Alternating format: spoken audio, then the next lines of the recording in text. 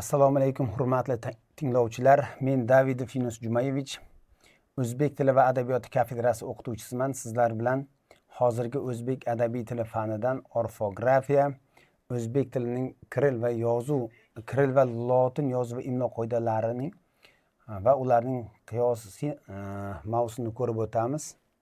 Bugungi mavzumiz quyidagi rejaga asoslanadi. Birinchi rejamiz orfografiya haqida ma'lumot. Ikkinchi rejamiz imlo to'g'risidagi qonunning ahamiyati va uchinchi rejamiz o'zbek tilining kiril va lotin yozuvi imlo qoidalari, ularning qiyosi. Bilamizki, orfografiya to'g'ri, grafo yozmoq, chizmoq degan ma'noni bildiradi va demak u to'g'ri yozish qoidalarini o'rgatadi. Bizda hozirgacha 2 marta imlo qoidalari tasdiqlangan. Birinchisi 1956-yil 4-aprelda va u 5 bo'lim 72 banddan iborat. Ikkinchisi lotin yozuviga asoslangan o'zbek alifbosi da keltirilgan o'sha imlo qoidalari bo'lib, u 7 bo'lim 82 banddan iborat va ikkinchisi demak 1995-yil 24-avgustda tasdiqlangan. Demak 1995-yil 24-avgustda tasdiqlangan imlo qoidalari 7 bo'limdan iborat va bo'lim nomlari taqdimotda keltirilgan va bu haqda o'tgan darslarimizda ham to'xtaldik. Bugun ularning qiyosi haqida gaplashamiz. Demak, ayrim kiril yozuvida boshqa qoidaga muvofiq yoziladigan so'zlar lotin alifbosi asosidagi imlo qoidalariga ko'ra sal boshqaroq tarzda yoziladi. Biz ana shu o'rinlarga to'xtalib o'tamiz. Demak, kirilda yozganda qaysidir belgilari qo'ysak, lotinda qo'ymasligimiz talab etiladi. Shu haqda sizlar bilan bugungi dars mashg'ulotimizda ko'rib o'tamiz. Demak, birinchi farqqa to'xtalamiz. Mo'jiza, mo'tadil, mo'tabar kabi so'zlarda kiril alifbosida ayirish belgisi qo'yiladi. Lotin yozuvi asosidagi o'zbek alifbosida esa demak mo'jiza, mo'tadil, mo'tabar kabi so'zlarda unisi cho'zroq aytilsa-da, demak tutuq belgisi qo'yilmaydi. Agar tutuq belgisini qo'ysak, mana qavs ichida berilyapti qizilda, xatolik bo'ladi. Bu holatda demak taqdimotdagi qizilda berilgan ma'lumot xato, qorada berilgan ma'lumot to'g'ri. Kirildagi berilgan ma'lumot esa to'g'ri. Demak, kirilda o'sha ayirish belgisi qo'yiladi, lotinda tutuq belgisi qo'yilmaydi. Ikkinchi farq, kiril alifbosi asosidagi imlo qoidaga ko'ra yil va sanalardan keyin chiziqcha qo'yilmas edi. Masalan, 1991-yil 1-sentyabr bo'lsa, 1991 yil 1 sentyabr tarzida yozilar edi, ya'ni nechinchi o'rinda chiziqcha qo'yilmas edi. Lotin alifbosi asosidagi imlo qoidalarida esa bu qoidalashtirildi va o'sha tartib sonlar raqam bilan yozilganda nechinchi o'rnida chiziqcha qo'yilsin degan demak qoida kiritildi va shu qoidaga ko'ra biz 1991 chiziqcha yil, ya'ni nechinchi ma'nosini berishga xizmat qiladigan chiziqchani qo'yib yozishimiz kerak bo'ladi. Bu ikkinchi farq. Uchinchi demak izohga e'tibor qaratamiz. Ko'chish, tutuq belgisi hamda chiziqcha bilan xatolikka yo'l qo'yilsa imloviy xatolik hisoblanadi. Bu belgilar haqida oldingi darslarimizda siz bilan gaplashganmiz. Navbatdagi qoidaga to'xtalamiz. Demak, y harfi. Y demak harfi ifodalagan ikki tovush ikki harf bilan beriladi lotinda. Ya'ni bu kirildagi y harfi haqida gap ketyapti. Masalan, yelka, qayerda y holatda berilsa, lotinda esa ikkita y holatda beriladi. Masalan, o'sha yelkada e'tibor beramiz, taqdimotda yoki qayerda y qo'yib yozilgan. Navbatdagi farqqa e'tibor qaratamiz. Ruscha ayrim so'zlarda yumshatish belgisi so'zlarning ma'nolarini farqlashga xizmat qiladi.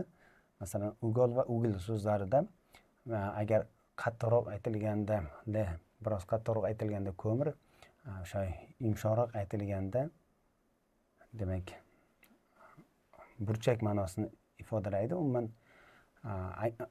so'zlarning ma'nolarini farqlashga xizmat qiladi yumshatish belgisi.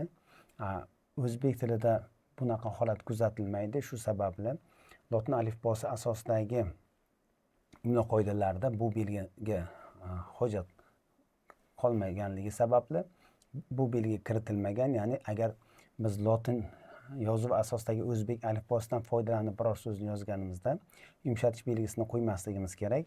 Masalan, sentyabr, oktyabrda biz oxirida yumshatish belgisini qo'yamiz kiril alifbosida. Lotin alifbosi asosidagi o'zbek yozuvida esa bu belgi ishlatilmasligi talab etiladi. Masalan, mebel berilyapti.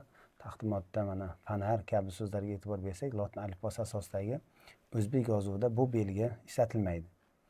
Navbatdagi qoidaga e'tibor qaratamiz. Ya, yu, ye, yo harflari kiril alifbosida ikki fonemani ifodalashga xizmat qiladigan grafemalar hisoblanadi. Ya, demak, bu lotin alifbosida turlicha yozilar edi.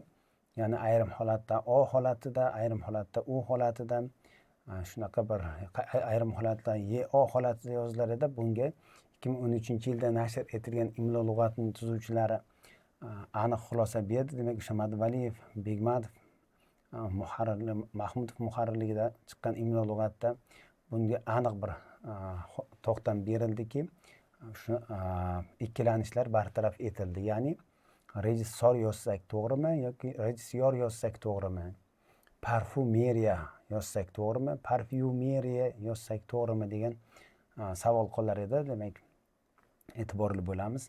2013-yilgacha ayrimlari YO holatda, ayrimlari O holatida yoki ayrimlari YU holatda, ayrimlari U holatda yozilar edi.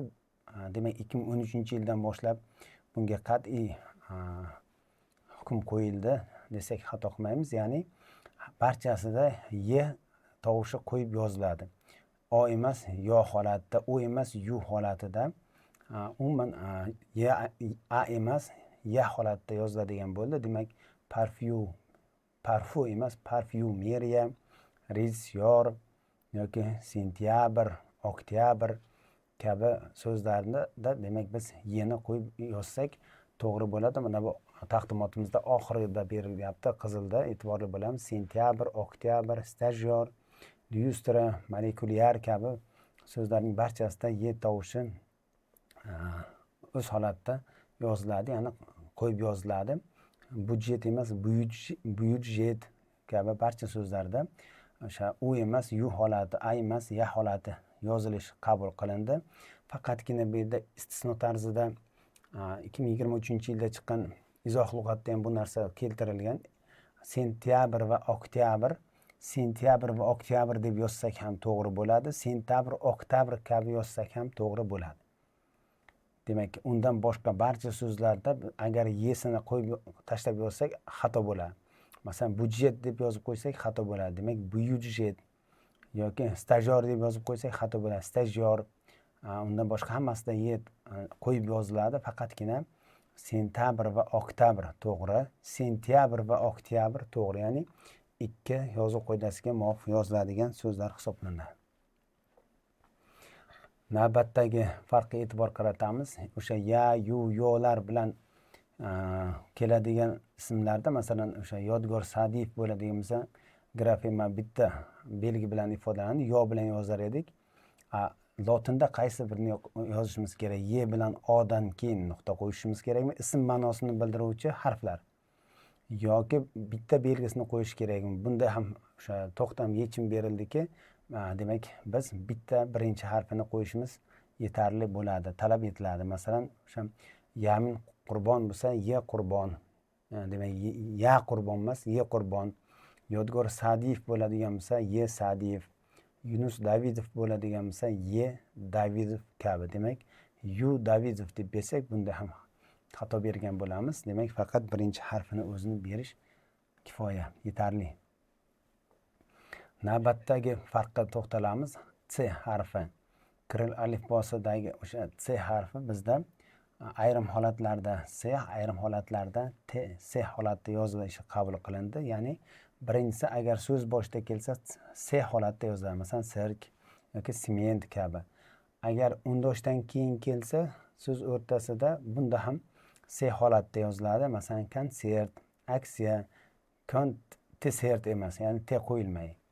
So'z oxirida kelganda ham C'ning o'zi yoziladi. Shpris yoki abzas kabi bu faqatgina o'zlashma so'zlarda kuzatiladi. Buni bilamiz. Va navbatdagisi unlilardan keyin kelganda esa so'z o'rtasida unlilardan keyin kelganda TS holatda yoziladi. Demak, e'tibor beramiz. So'z boshida, oxirida yoki undoshdan keyin kelganda S holatida, unlidan keyin kelganda so'z o'rtasida TS holatda yoziladi. Masalan, lisey emas, litsey, TS ham yoziladi. Yoki milisiya emas, militsiya, dotsent kabi o'sha TS holatda yozilishi qoidalashtirildi. Navbatdagi qoidaga e'tibor qaratamiz. Demak, G bilan tugagan so'zlarga G bilan boshlanuvchi qo'shimcha qo'shilganda KK holatda talaffuz qilinadi, lekin asliga muvofiq GG holatida yoziladi. Ya'ni morfologik yozuv qoidasiga muvofiq yoziladi. Masalan, barka deb talaffuz qilishimiz yoki pedagogka deb talaffuz qilishimiz mumkin. Lekin albatta imloda yozayotganda pedagogga, barga deb, ya'ni GG holatida yozamiz. Navbatdagisi G bilan tugagan so'zlarga G bilan boshlanuvchi qo'shimcha qo'shilganda QQ deb talaffuz qilinadi asosan talaffuzda, lekin yozuvda buni ham morfologik yozuv qoidaga asliga muvofiq yozamiz. Masalan, bog'ga, tog'ga holatda yoziladi. Boqqa, toqqa deb talaffuz qilish mumkin. Toqqa chiqib ketdi deb talaffuz qilish mumkin, lekin yozayotganda albatta asli saqlanadi, ya'ni asliga muvofiq yoziladi. Bog'ga, tog'ga kabi. Demak, G va G'da xuddi shunaqa yuqorida ko'rdik. K va Q bilan tugagan so'zlarga bu qo'shimcha G bilan boshlanuvchi qo'shimcha qo'shilganda esa demak, fonetik yozuv qoidasiga muvofiq yozilar edi. Masalan, qishloqqa, terakka Q va K holatda yoziladi, boshqa holatlarda G holatda yoziladi. Bu faqatgina jo'nalish kelishiga emas, albatta barcha G bilan boshlanuvchi qo'shimchalarga taalluqli. Masalan, chiqmoq fe'liga ganni qo'shsak chiqqan bo'ladi. Tikmoq fe'liga ganni qo'shsak tikkan bo'ladi. Demak, barcha K va Q bilan tugagan so'zlarga G bilan boshlanuvchi qo'shimcha qo'shilganda, demak, K bilan tugasa kan, Q bilan tugasa qan, boshqa har qanday holatda morfologik yozuv qoidasi, ya'ni asliga muvofiq yoziladi. Navbatdagi farqqa e'tiboringizni tortmoqchimiz. Demak, kiril alifbosi asosidagi o'zbek yozuvida illa har doim morfologik yozuv qoidasiga muvofiq yozilar edi. Demak, shovillamoq, lovillamoq, guvillamoq kabi. Demak, taqlid so'zdan fe'l yasalganda doim illa tarzda yozilar edi. Lotin yozuvi asosidagi o'zbek alifbosida esa asosida v undoshi va u unlisi bo'lgan so'zlarga qo'shilib so'z yasaganda illa ulla tarzida talaffuz qilinadi va xuddi shunaqa yoziladi. Taqdimotga e'tibor qaratamiz. Demak, gurulla, gurilla deb yozsak xato bo'ladi. Demak, kirilda gurilla deb yozar edik. Lotinda gurulla, ya'ni asosda u bo'lganligi sababli singermanizm hodisasi yuz beradi va demak, keyingi bo'g'indagi ullini ham o'ziga moslashtirib oladi. Demak, gurilla emas, gurulla, shovilla emas, shovulla, lovilla emas, lovulla tarzida yoziladi, chunki lovda v bor, shovda v bor. Demak, ya'ni asosda v yoki u unlisi bo'lgan taqlid so'zlardan illa bilan fe'l yasalganda fonetik qoidaga muvofiq yoziladi. Navbatdagi farq kiril alifbosi asosidagi o'zbek yozuvida juft so'zlar orasidagi u yu yuklamalari oldingi so'zga qo'shib yozilar edi. Masalan, yeru osmon, oru nomus, tunu kun kabi. Lotin alifbosi asosidagi o'zbek yozuvida esa bulardan oldin, ya'ni o'rtadagi u yu bog'lovchilardan oldin doimo chiziqcha qo'yiladi. Taqdimotga e'tibor qaratamiz. Masalan, do'stdan keyin u qo'shilmaydi, albatta chiziqcha qo'yiladi. Do'sti dushman, yoshu qari kabi. Navbatdagi qoidaga qaratamiz. Demak, kiril yozuv asosidagi o'zbek alifbosida dan bilan kelganda ham chiziqcha qo'yilar edi. Masalan, yildan yil, ko'pdan ko'p kabi chiziqcha bilan yozilar edi. Lotin yozuvi asosidagi o'zbek alifbosida bunda chiziqcha olib tashlandi, ya'ni qoidalashtirildiki, agar dan bilan biriksa, ikkita so'z bir takroriy so'zda dan bilan biriksa yoki danga bilan biriksa ajratib yoziladi deyilgan qoida kiritildi. Shunga ko'ra, demak, biz chiziqcha bilan yozsak, bunda xatoga yo'l qo'ygan bo'lamiz. Masalan, toshdan toshga chiziqchasi yozamiz. Demak, uydan uyga bo'ladigan bo'lsa, chiziqchasiz yozishimiz talab etiladi. Demak, dan bilan biriksa yoki danga bilan biriksa, albatta chiziqchasiz yozishimiz kerak. Bundan tashqari ayrim so'zlarning imlosida ham farq kuzatildi. Masalan, kirilda ertalabki deb yozsak, lotinda ertalabki, dastlabki deb yozilsa, kirilda dastlabki holatda yozilishi qabul qilindi. Hurmatli tinglovchilar, mavzu yuzasidan savollaringiz bo'lsa, quyidagi manzillarimizga murojaat etishingiz mumkin. E'tiboringiz uchun tashakkur.